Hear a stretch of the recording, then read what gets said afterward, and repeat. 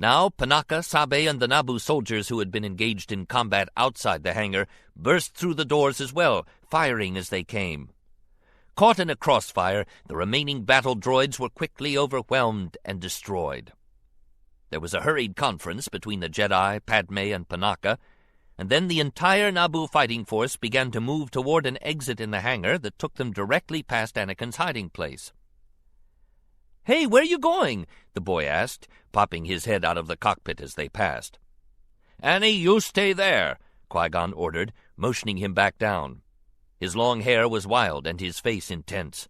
"Stay right where you are." The boy ignored him, standing up instead. "No, I want to go with you and Padme." "Stay in that cockpit," Qui-Gon snapped in a tone of voice that brooked no argument. Anakin froze, undecided, as the contingent hurried past him toward the exit door, weapons at the ready. He did not want to be left behind. He had no intention of letting Qui-Gon and Padme go on without him, especially since he could do nothing to help them if he was stuck here in this empty hangar. He was still wrestling with the matter when the entire group slowed in front of the exit door.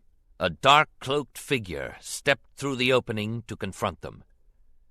Anakin's breath caught in his throat.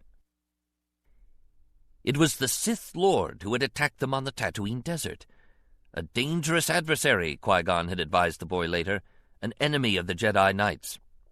He stepped out of the shadows like a large sand panther, his red and black tattooed face a terrifying mask, his yellow eyes bright with anticipation and rage. Blocking the way out, he stood waiting for the Jedi and their charges, a long-handled lightsaber held before him. Captain Panaka and his fighters backed away at once. Then, on command from Qui-Gon, Padme and her handmaidens gave ground as well, though less quickly and with more obvious reluctance. Qui-Gon Jinn and Obi-Wan Kenobi stood alone in the Sith Lord's path.